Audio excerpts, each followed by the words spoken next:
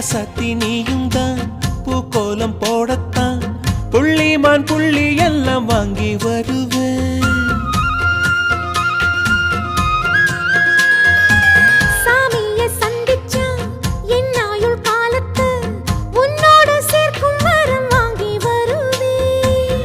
தோளுல ஊஞ்சல் கட்டி தோகமையில தாலாட்டுவேன். வீசங்காத்து சல்லடையால சலிச்சு தூசி எடுப்பேன், உனக்கு மூச்சு கொடுப்பேன்.